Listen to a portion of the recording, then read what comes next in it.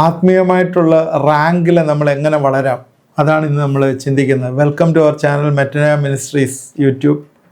കഴിഞ്ഞ എപ്പിസോഡിൽ നമ്മൾ ചിന്തിച്ച കാര്യം ഇതുമായിട്ട് ബന്ധപ്പെട്ട് നമ്മളെ സെലക്ട് ചെയ്തു, നമ്മളെ ചൂസ് ചെയ്തു എന്നുള്ളതാണ്. ഇന്ന് നമ്മൾ ചിന്തിക്കുന്നത് ആത്മീയമായിട്ടുള്ള ഈ റാങ്കിൽ നമ്മൾ എങ്ങനെയാണ് വളരുന്നത്. നമുക്കറിയാമല്ലോ, റാങ്കിനെ കുറിച്ച് പറയാൻ എല്ലാവർക്കും അറിയാമല്ലോ. 1ാം റാങ്ക് 2ാം റാങ്ക് എന്നൊക്കെ പറയുന്ന പോലെ ആത്മീയമായിട്ടുള്ള റാങ്ക് എന്ന് പറഞ്ഞാൽ നമ്മുടെ റാങ്ക് എന്ന് ഉദ്ദേശിക്കുന്നത് എന്താണ്? നമ്മുടെ അതോറിറ്റിയാണ്. So mystery of growth of spiritual rank, അതാണ് നമ്മൾ സംസാരിക്കുന്നത്. ഒരു എപ്പിസോഡിലും ചിലപ്പോൾ 2 എപ്പിസോഡിലും തീരത്തില്ല ഇത്. നമ്മളതൊരു ഡീറ്റെയിൽഡ് ആയിട്ടുള്ളൊരു ഡിസ്കഷനിൽ കൂടാണ് പോകുന്നത്. നമുക്ക് അതോറിറ്റി ദൈവം തരുന്നുണ്ട്. ആത്മീയ മണ്ഡലത്തിൽ അതോറിറ്റി ഉണ്ട്. കഴിഞ്ഞ എപ്പിസോഡിൽ നമ്മൾ പറഞ്ഞു നമ്മുടെ കോളിങ്ങിനെ കുറിച്ച്. ദൈവം നമ്മളെ ചൂസ് ചെയ്തിട്ടുണ്ട്, മാർക്ക് ഓഫ് യുവർ കോളിംഗ്. രണ്ടാമത് നമുക്ക് ഒരു മാൻറ്റിൽ എന്ന് പറഞ്ഞാൽ പുതപ്പ്. ഏലിയാവിൻ്റെ പുതപ്പ് ഏലീശയുടെ മേളിൽ വീണില്ലേ എന്ന് പറഞ്ഞ പോലെ ദൈവം ഒരു മാൻറ്റിൽ നമുക്ക് ഒരുക്കിയിട്ടുണ്ട്. അതിനെക്കുറിച്ച് നമ്മൾ ഡിസ്കസ് ചെയ്യുമ്പോൾ നമുക്ക് മനസ്സിലാവും. മൂന്നാമത് നമുക്ക് തന്നിരിക്കുന്ന വരങ്ങൾ, ഇത് യേശുക്രിസ്തു എന്ന ശരീരം, യേശുവിൻ്റെ ശരീരമാകുന്ന സഭയിലെ ഓഫീസുകളുടെ പ്രവർത്തനത്തിന് വേണ്ടിയുള്ളതാണ്. പ്രവാചകന്മാർ, അപ്പോസ്തലന്മാർ, ഇവാഞ്ചലിസ്റ്റ്, ടീച്ചേഴ്സ്, ഇങ്ങനെയൊക്കെയുള്ള രീതിയിൽ ആ ഓഫീസ് പ്രവർത്തിക്കാനായിട്ട് ചില വരങ്ങൾ നമുക്ക് തന്നിട്ടുണ്ട്. നാലാമത്തെ ഒരു കാര്യം ഇന്ന് ഇതുമായിട്ട് ചേർന്ന് സംസാരിക്കുന്നത് യുവർ പർപ്പസ് ആൻഡ് ഡെസ്റ്റിനി. നമ്മുടെ ഉദ്ദേശം, നമ്മുടെ ലക്ഷ്യം, കിങ്ഡം ഓഫ് ഗോഡ്, ദൈവത്തിൻ്റെ രാജ്യത്തിലുള്ള നമ്മുടെ ഉദ്ദേശം. ഇങ്ങനെ ഈ 3-4 കാര്യങ്ങളുമായിട്ട് ബന്ധപ്പെട്ടാണ് ഈ സ്പിരിച്വൽ റാങ്ക് വരുന്നത്.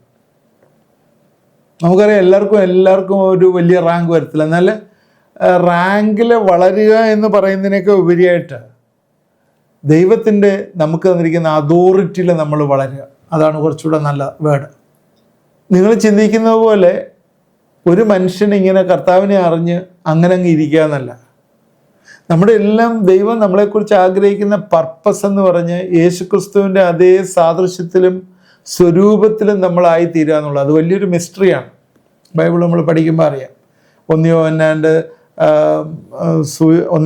ലേഖനം 3-ാം അധ്യായത്തിലും അതുപോലെ യോഹന്നാൻ്റെ മാത്രമല്ല പല സ്ഥലങ്ങളിൽ നമ്മൾ ഈ അപ്പോസ്തലന്മാരെ പഠിപ്പിക്കൽ നമ്മൾ വായിച്ചു നോക്കിയാൽ ദൈവത്തിൻ്റെ വലിയ ആഗ്രഹം, പർപ്പസ് എന്ന് പറഞ്ഞാൽ നമ്മുടെ വിശുദ്ധീകരണമാണ്. അത് ദൈവത്തിൻ്റെ ഇഷ്ടം. എന്തിനാണ് നമ്മളെ വിശുദ്ധീകരിക്കുന്നതെന്ന് ചോദിച്ചാൽ ദൈവം ഹോളിയാണ്, വിശുദ്ധനാണ്. അവിടെ നമ്മളെ സെറ്റപ്പാർട്ട് ചെയ്തിരിക്കണം. ആ വിശുദ്ധീകരണം എന്ന് പറഞ്ഞാൽ അതാണ്, ദൈവത്തിൻ്റെ പർപ്പസിന് വേണ്ടി നമ്മളെ സെറ്റപ്പാർട്ട് ചെയ്തിരിക്കണം. ഓരോരുത്തർക്കും ഓരോ പർപ്പസാണ്. എല്ലാവരും ഒരേ ജോലിയല്ല ചെയ്യുന്നത്, ഓരോരുത്തർക്കും ഓരോ പർപ്പസാണ്. അതുമായിട്ട് റിലേറ്റ് ചെയ്താണ് ഗിഫ്റ്റുകൾ വരുന്നത്. എല്ലാ ഗിഫ്റ്റും എല്ലാവർക്കും കിട്ടത്തില്ല. ചില ആളുകൾക്ക് പ്രത്യേകമായിട്ട് ചില ഗിഫ്റ്റുകൾ ദൈവം കൊടുത്തിരിക്കുന്ന ആ ഒരു പർപ്പസിനാണ്. എന്നാൽ ഇതെല്ലാം തന്നെ ഒരു ഹൈറാർക്കിയുടെ കീഴിലും ഒരു ഉത്തരവാദിത്വത്തിൻ്റെ കീഴിലും ഒക്കെയാണ്. എല്ലാം കൂടെ എല്ലാവരും കൂടെ ചെയ്തു കഴിഞ്ഞാൽ നാഥനിലെ കളരി പോലെ ആയിപ്പോവും. അതുകൊണ്ട് എല്ലാവർക്കും ഗിഫ്റ്റുകളെല്ലാം കൊടുത്തിട്ടില്ല, എല്ലാവർക്കും അതോറിറ്റി എല്ലാം കൊടുത്തിട്ടില്ല. എല്ലാവർക്കും ചില മാൻറ്റിലുകളാണ് ദൈവം കൊടുത്തിരിക്കുന്നത്. ചില പർപ്പസ് ഓഫ് കോളിംഗ് ആയിരുന്നു ഓരോരുത്തർക്കുണ്ടായിരുന്നത്. അത് നമ്മളെപ്പോഴും മനസ്സിലാക്കണം. യേശുക്രിസ്തു ഈവൻ ഡീമൻസിനെയൊക്കെ പുറത്താക്കുന്ന സമയത്ത് പരീശന്മാർക്കും സദൂക്യർക്കും ഒരു പ്രശ്നമല്ലായിരുന്നു. അവന് ഡീമൻസിനെ പുറത്താക്കുന്നതൊന്നും അവർക്ക് എന്നാൽ അവർക്ക് പ്രശ്നമായത് അവൻ ശബത്തിൽ ചെയ്തുകൊണ്ടാണ്. ശബത്തിൽ അവൻ ആരാ ചെയ്തത്? അവർ യേശുവിനോട് ചോദിക്കുന്നത് അതാണ്, by whose authority are you doing this thing? നീ ഏത് അധികാരത്തിലാണ്? ഹൂസ് അതോറിറ്റി റാങ്ക് എന്നൊക്കെ പറയുന്നത് ആ സമയത്ത് യഹൂദന്മാരുടെ ഇടയിലും അല്ലെങ്കിൽ അന്നത്തെ പഠിപ്പിക്കലിലും എല്ലാം ഉണ്ടായിരുന്നു. യോഹന്നാൻ 1:30 പറയുന്നു, യേശുക്രിസ്തുവിന് യോഹന്നാൻ സ്നാപകനേക്കാൾ മേളിലുള്ള റാങ്കാണെന്ന് പറയുന്നു. അല്ലേ? യേശുവിന് മുമ്പേ ജനിച്ചാണ്. യേശുവിനെ മുമ്പാണ് യോഹന്നാൻ സ്നാപകൻ ജനിച്ചത്. എന്നാൽ യോഹന്നാൻ സ്നാപകൻ ആത്മാവിൽ അവൻ്റെ റാങ്കിനെ തിരിച്ചറിയുകയാണ്. ഈ വളരെയല്ല റാങ്ക്. ശരിക്കും rank is given in spiritual realm. Spiritual റലത്തിൽ നിങ്ങൾക്ക് തന്നിരിക്കുന്ന റാങ്ക് ഈ ആത്മീയ മണ്ഡലത്തിൽ നിങ്ങൾ നടത്തുന്ന അല്ലെങ്കിൽ നമ്മൾ നടത്തുന്ന പോരാട്ടം ഈ റാങ്ക് അനുസരിച്ചാണ്. റാങ്ക് അനുസരിച്ചായിരിക്കും ചില ദൂതന്മാർ വരുന്നതും പ്രത്യക്ഷപ്പെടുന്നതും. നിങ്ങൾ റാങ്ക് നിലവാരത്തിലായില്ലെങ്കിൽ ആ ദൂതന്മാരുമായിട്ട് സഹകരിക്കാനോ അല്ലെങ്കിൽ അവയെ കാണാനോ നമുക്ക് പറ്റുകയില്ല. ഈ റാങ്ക് എന്ന് പറയുന്നത് സ്വർഗീയ മണ്ഡലങ്ങളിലുള്ള ക്രീച്ചേഴ്സ് എന്ന് വെച്ചാൽ ആരൊക്കെയാണ്? പ്രിൻസിപ്പാലിറ്റീസ്, വാഴ്ചകളെ, അധികാരങ്ങളെ, സ്പിരിച്വൽ അതോറിറ്റീസ്, ഉത്തരവാദിത്തപ്പെട്ടവർ ഒത്തിരി പേരുണ്ടല്ലോ, അവർക്കറിയാവുന്ന കാര്യമാണ്. അതുകൊണ്ടാണ് സിംഹാസനങ്ങൾക്ക് ദൂതന്മാരോടും കെരൂബിനോടും അഡ്രസ്സ് ചെയ്യാത്തത്. കെരൂബുകൾ സാറാഫിനോട് അഡ്രസ്സ് ചെയ്യുന്നില്ല. കാരണം റാങ്ക് വെച്ചാണ് അത്. റാങ്ക് ഓരോന്ന് വ്യത്യസ്തപ്പെടുത്താണ്. ഒന്നിൻ്റെ റാങ്ക് മറ്റേതിനൊക്കെ കുറവാണ്. ദൂതന്മാരെ കുറിച്ച് പഠിപ്പിച്ച എപ്പിസോഡ് ശ്രദ്ധിക്കുക. ഓരോരുത്തർ റാങ്കിനെ കുറിച്ച് പറയുന്നുണ്ട്. ആദാമിനെ ഹവ്വയെ ഏദൻ തോട്ടത്തിൽ നിന്ന് പുറത്താക്കിയതിന് ശേഷം ദൈവം ഒരു കെരൂബിനെ എൻട്രൻസ് കാക്കാനായിട്ട് നിർത്തി. കാരണം സാത്താൻ ഒരു കെരൂബായിരുന്നു. ദൈവം അവിടെ ഒരു ഗാർഡിയൻ ഏഞ്ചലിനെ അല്ല നിർത്തിയത്, കാരണം സെയിം റാങ്ക് ആയിട്ടുള്ള ഒരാളുടെ. ഡാനിയേൽ 21 ദിവസം പ്രാർത്ഥനയിലായിരുന്നു. ദൈവം ആദ്യ ദിവസം പ്രാർത്ഥന കേട്ട് ഗബ്രിയേലിനെ ഉത്തരമായി അയച്ചു. എന്നാൽ ദാനിയേൽ 10:12 പ്രിൻസ് ഓഫ് പേർഷ്യ അവനെ തടഞ്ഞു. അതിന് കാരണമായിട്ട് മീഖായലിനെ വിളിച്ചു, നമ്മൾ കാണുന്നുണ്ട്.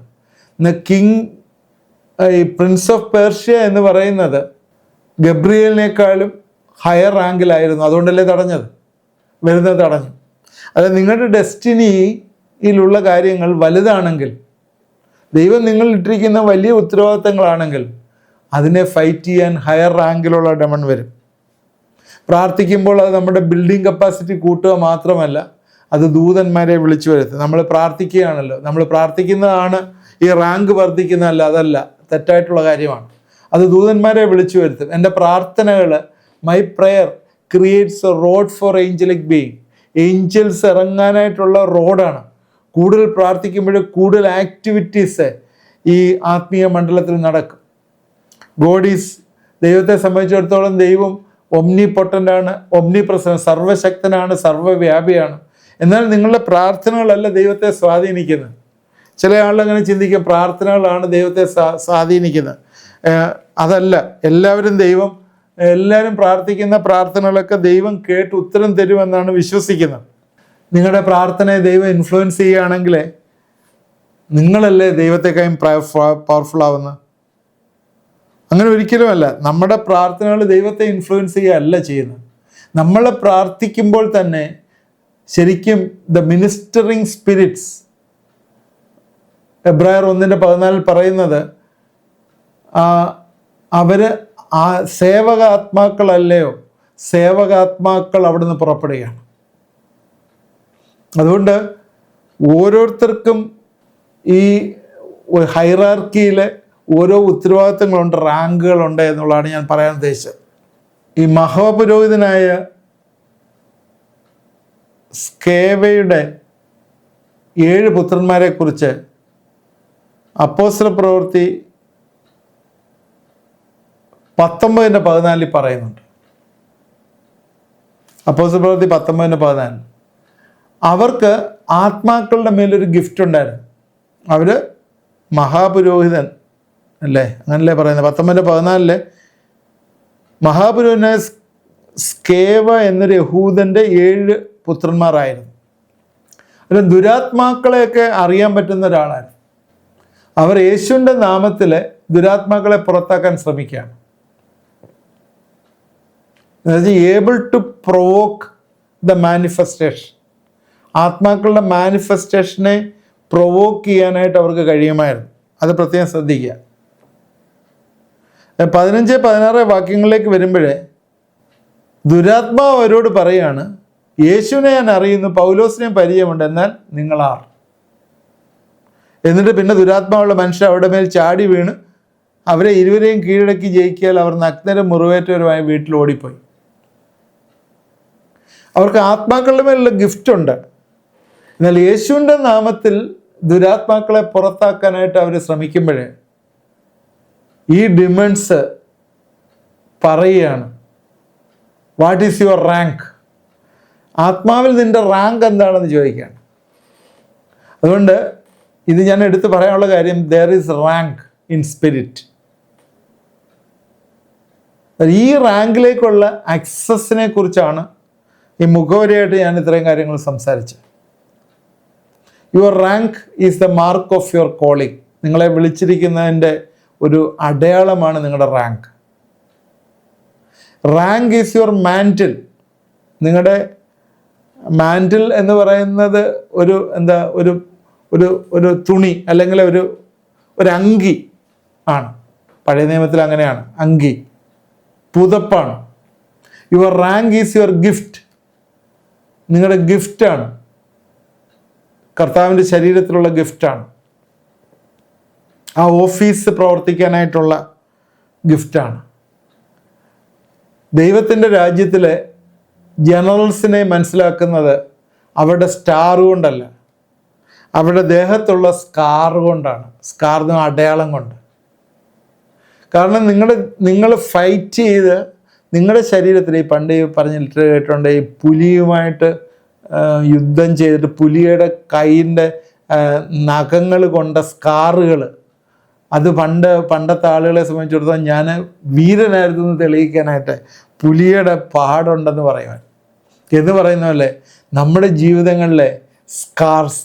അതാണ് നമ്മളെ ക്വാളിഫൈ ചെയ്യുന്നത്. എന്താണ്? ഈ പിശാചുമായിട്ട് യുദ്ധം ചെയ്തതിൻ്റെ സ്കാർ. അതിന് നമുക്ക് ദൈവത്തിൻ്റെ അഭിഷേകം വേണം, ദൈവത്തിൻ്റെ കൃപ വേണം, ഈ റാങ്ക് വേണം. ഈ അഭിഷേകം എന്ന് പറയുന്നത് നമ്മുടെ മാൻറ്റിലുമായിട്ട് എപ്പോഴും റിലേറ്റഡ് ആണ്.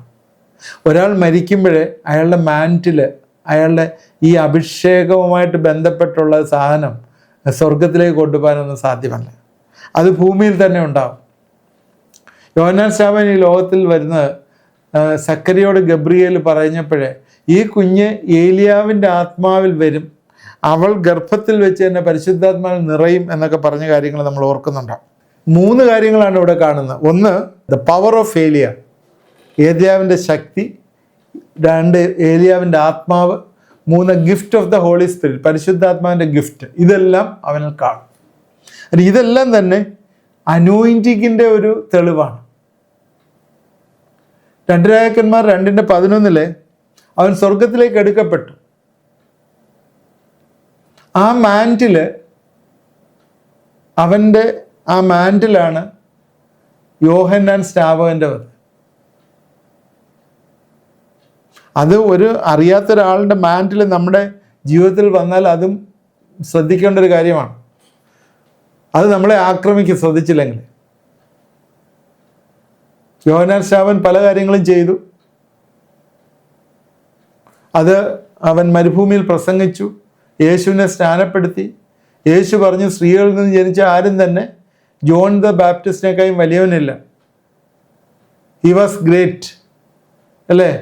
ഭയങ്കര വലിയ മനുഷ്യനായിരുന്നു. കാരണം യേശുവിൻ്റെ പാത ഒരുക്കുക എന്ന് പറയുന്നത് ഏറ്റവും വലിയ കാര്യമാണ്.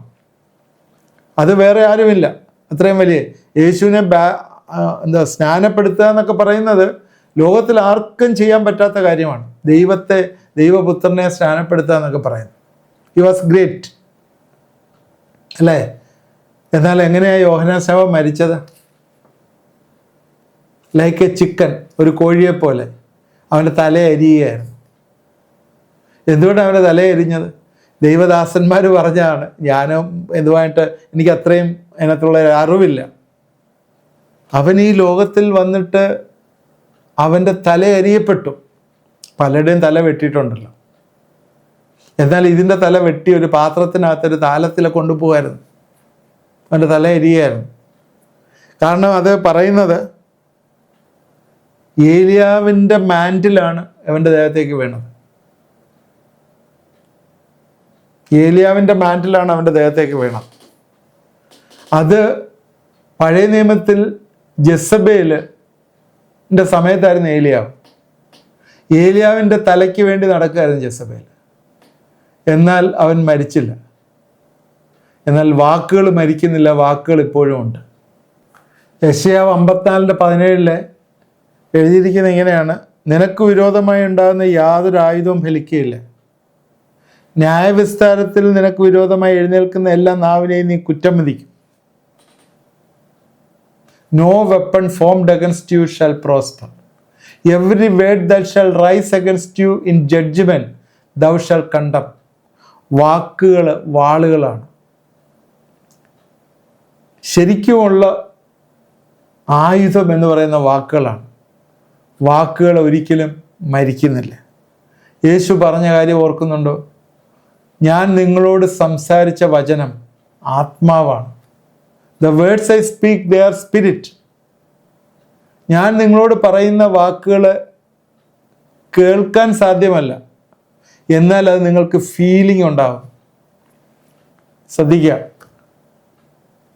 ഈ വാക്കുകൾ ആത്മാവിലുള്ള വാക്കുകൾ നിങ്ങളുടെ ഉള്ളിലേക്ക് വരുമ്പോഴേ നിങ്ങൾക്ക് ഫീലിംഗ് ഉണ്ടാവും. ആത്മാവ് നിങ്ങളോട് സംസാരിക്കും ഉള്ളിൽ. സ്പിരിറ്റിനെ കാണാൻ പറ്റത്തില്ലല്ലോ, എന്നാൽ നിങ്ങൾക്ക് നിങ്ങൾക്കത് ഫീൽ ചെയ്യാൻ പറ്റും. അങ്ങനെയാണ് വാക്കുകൾ. വാക്കുകളിൽ നിന്ന് പ്രവഹിക്കുന്ന കാര്യങ്ങൾ അത് വാളുകളാണ്. അതാണ് പറയുന്നത്, no weapon that is formed against thee shall prosper. നിനക്ക് വിരോധമായി ഉണ്ടാകുന്ന ഒരു ആയുധവും ഫലിക്കുകയില്ല. ന്യായവിസ്താരത്തിൽ നിനക്ക് വിരോധമായി എഴുന്നേൽക്കുന്ന എല്ലാ നാവിനെയും നീ കുറ്റം വിധിക്കും. യോഹന്നാൻ 4:24 പറയുന്ന ദൈവം ആത്മാവാണ്, എന്നാൽ God is spirit, but God is word. ദൈവം വചനമാണ്. വചനം അതുകൊണ്ട് മരിക്കുന്നില്ല. ജെസിബേൽ പറഞ്ഞ വാക്ക്, അവൻ്റെ തല വേണം എന്ന് പറഞ്ഞ മാൻറ്റിൽ എങ്ങോട്ട് പോയി? ആ മാൻറ്റിൽ നേരെ പോയി ഏലിശയിലേക്കാണ് പോയത്. നിങ്ങൾ ശ്രദ്ധിച്ചോ എന്നറിയില്ല. പുതപ്പ് ഏലിശയുടെ മേളിലോട്ടാണ് വീണത്. വീണിട്ട് അത് എങ്ങോട്ടായിരുന്നു പോകേണ്ടത്? അത് ഗേഹസിയുടെ മേളിലോട്ടായിരുന്നു പോകേണ്ടത്. എന്നാൽ ഗേഹസിയുടെ മേളിൽ പോയോ? അത് ഇല്ല. എന്താ ഗേഹസിയുടെ അങ്ങോട്ട് പോകാഞ്ഞതിൻ്റെ കാരണം നിങ്ങൾക്ക് അറിയാമല്ലോ. ഗേഹസിക്ക് കുറച്ച് വലിയ താല്പര്യങ്ങളുണ്ടായിരുന്നു ഈ ലോകപരമായിട്ടുള്ള. അവിടെ ഗേഹസിയുടെ മേളിലോട്ട് അത് പോയില്ല. അത് ഏലിശയോടൊപ്പം ഉണ്ടായിരുന്നു. ഏലിശ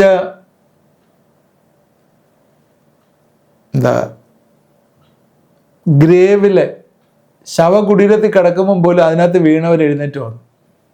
ആ മാൻഡിലിൻ്റെ ശക്തി അത് ജോണിലേക്ക് പോയത്. എന്നാൽ ജോൺ വേണ്ടാത്ത കാര്യം ചെയ്യാൻ പോയി. എന്താണ് ജോൺ വേണ്ടാത്ത കാര്യം ചെയ്യാൻ പോയി? അവരൊരു മാരേജ് കൗൺസിലർ ആവാൻ പോയി. ഹെരോദ്യാസിൻ്റെ മകളിന് ജോണിൻ്റെ തല വേണം. മത്തായി 14:1 മുതൽ 12 വരെയുള്ള വാക്യങ്ങൾ നിങ്ങൾ വായിച്ചു നോക്കി, അതിൽ എഴുതിയിട്ടുണ്ട്. യോഹന്നാൻ ഈ രീതിയിൽ മരിക്കാൻ കാരണം ഈ മാൻറ്റിലാണ്. അതുകൊണ്ട് യോഹന്നാൻ യേശുവിൻ്റെ ശബ്ദമായിട്ട് ഈ വിവരം അറിഞ്ഞിട്ടും ഒന്നും മിണ്ടായിരുന്നു. ഈ വിവരം യേശു അറിഞ്ഞു. മത്തായി 15-ാം അധ്യായത്തിൽ പറയുന്നുണ്ട്, യേശു അറിഞ്ഞിട്ട് യേശു ഒന്നും മിണ്ടിയില്ല. So mantle not dye.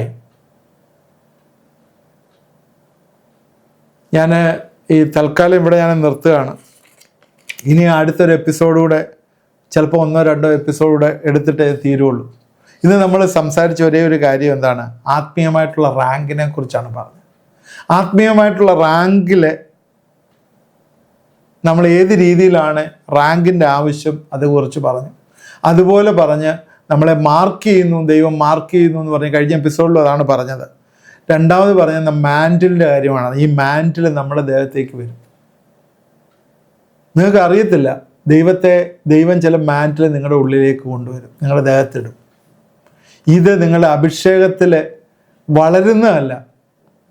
അഭിഷേകത്തിൽ വളരുന്ന കാര്യം പലപ്പോഴും നമ്മൾ പറയുന്നുണ്ട്, എന്നാൽ അഭിഷേകത്തിലല്ല വളരുന്നത്, ഗ്രേസിലാണ് വളരുന്നത്. ഗ്രേസ് ആണ് നമ്മൾ വർദ്ധിക്കുന്നത്. Anointing is like A seed. ഒരു മാങ്ങയുടെ സീഡ് എവിടെ നട്ടാലും അത് മാങ്ങയാണ് ഉണ്ടാകുന്നത്. നമുക്കിത് തുടർമാനമായിട്ട് ഇനി അടുത്ത എപ്പിസോഡിൽ ചിന്തിക്കാം. ഇത് നിങ്ങളുടെ ഇന്നത്തെ ചിന്തകൾ നമുക്ക് പ്രയോജനമായി എന്ന് വിചാരിക്കട്ടെ. തീർച്ചയായും ഈ അഭിഷേകം ഈ ദിവസങ്ങളിൽ നമ്മൾ വരണം, ഈ മാൻറ്റിൽ നമ്മളിലേക്ക് വരണം, നമ്മളെ മാർക്ക് ചെയ്യണം. ഇതെല്ലാം നമ്മുടെ റാങ്ക് വർദ്ധിക്കാനായിട്ട് കാരണമായി തീരും. ഇത് അടുത്ത എപ്പിസോഡ് കഴിയുമ്പോൾ നിങ്ങൾക്കത് പൂർണ്ണമായിട്ട് നിങ്ങൾക്ക് മനസ്സിലാവും എങ്ങനെയാണ് നമ്മുടെ റാങ്ക് നമ്മൾ വർദ്ധിപ്പിക്കേണ്ടത്. നമുക്ക് പ്രാർത്ഥിക്കാം. ദൈവമായ കർത്താവേ, ഇത് കണ്ടുകൊണ്ടിരിക്കുന്ന എല്ലാവരെയും ഞങ്ങൾ ഏൽപ്പിച്ച് പ്രാർത്ഥിക്കുന്നു. ഈ ദിവസങ്ങളിൽ ദൈവത്തിൻ്റെ ശക്തി എല്ലാ മേഖലകളിലും വരട്ടെ. കർത്താവിൽ ഞങ്ങൾ വളരുവാൻ സഹായിക്കണം, നിൻ്റെ ലൈക്ക്നെസ്സിലേക്ക് വളരുവാൻ, വിശുദ്ധിയിൽ ഞങ്ങളെ സെപ്പറേറ്റ് ചെയ്ത് നിൻ്റെ ലൈക്ക്നെസ്സിൽ വളർന്നു വരുന്നവരായിരിക്കാൻ കർത്താവെ ഞങ്ങളെ സഹായിക്കണം. കർത്താവെ, ഇന്ന് ഇത് കാണുന്ന ചില ആളുകൾ ജീവിതത്തിലെ ഒരുപാട് പ്രതികൂല സാഹചര്യങ്ങൾ കൂടി കടന്നു പോകും. ജീവിതത്തിൽ ഒന്നും ശരിയാവുന്നില്ല, എല്ലാ രീതിയിലും നെഗറ്റീവ്സായിട്ട് വരുന്നു. ഞാൻ നിങ്ങളോട് പറയുകയാണ്, ദൈവം നിങ്ങളെ മാർക്ക് ചെയ്തിരിക്കുകയാണ്. ഈ പ്രയാസങ്ങൾ വരുന്നത് ദൈവം നിങ്ങളെ മാർക്ക് ചെയ്തതിൻ്റെ ഒരു എക്സാമ്പിളാണ്. നിങ്ങൾക്കൊരു സെഗ്രിഗേഷൻ, ഒരു ഐസൊലേഷൻ, ഒരു വേർപാട് വരുന്നത് ദൈവം നിങ്ങളെ മാർക്ക് ചെയ്തതിൻ്റെ തെളിവാണ്. നിങ്ങളതിൽ വിഷമിക്കേണ്ട. ദൈവസന്നിധിയിലിരുന്ന് പ്രാർത്ഥിക്കുമ്പോൾ നിങ്ങളുടെ ആത്മീയമായിട്ടുള്ള മണ്ഡലത്തിൽ ദൈവം നിങ്ങൾക്ക് ഇട്ടിരിക്കുന്ന ഈ ദിവസങ്ങളിലെ യേശുവിൻ്റെ നാമത്തിൽ റിലീസ് ചെയ്ത് വരട്ടെ. അത് നിങ്ങൾക്ക് കാണുവാനുള്ള കൃപ ദൈവം തരട്ടെ എന്ന് ഞാൻ പ്രാർത്ഥിക്കുകയാണ്. ഞാനിവിടെ വിളിച്ചു പറയുമ്പോഴേ നിങ്ങൾ വിശ്വാസത്തോടെ പ്രാർത്ഥിക്കുന്നുണ്ടല്ലേ. നിങ്ങൾ ആത്മീയ മണ്ഡലത്തിലിട്ടിരിക്കുന്നത് ഇന്ന് നിങ്ങളുടെ മാനിഫെസ്റ്റ് ചെയ്ത് നിങ്ങളുടെ ഭൗതിക മണ്ഡലത്തേക്ക് വരികയാണ്. ഏത് വിഷയത്തെക്കുറിച്ച് നിങ്ങൾ പ്രാർത്ഥിക്കുന്നോ അതിന്ന് ഡെലിവറി ചെയ്യപ്പെടുകയാണ്, നിങ്ങളത് കാണപ്പെടുകയാണ്. യേശുവിൻ്റെ നാമത്തിൽ അത് കാണുകയാണ്. ഹല്ലേലൂയ റബാഷ്. ദൈവത്തിൻ്റെ ശക്തി ഈ ദിവസങ്ങളിൽ അത് വെളിപ്പെടുത്തി കൊടുക്കട്ടെ എന്ന് പ്രാർത്ഥിക്കുന്നു. ദൈവമേ, നീ സഹായിക്കുകയും വിടുവിക്കുകയും ചെയ്യുന്ന ഓർത്ത് സ്തോത്രം. യേശുവിൻ്റെ നാമത്തിൽ തന്നെ ആമേൻ. നിങ്ങൾ തുടർമാനമായി വാച്ച് ചെയ്യുക, നിങ്ങളുടെ ഫ്രണ്ട്സിന് ഷെയർ ചെയ്ത് കൊടുക്കുക. ആദ്യമായിട്ട് കാണുന്നവർ സബ്സ്ക്രൈബ് ചെയ്യുക. ഇത് നിങ്ങളുടെ ജീവിതത്തിൽ ഒരുപാട് പ്രയോജനം ഉണ്ടാവും.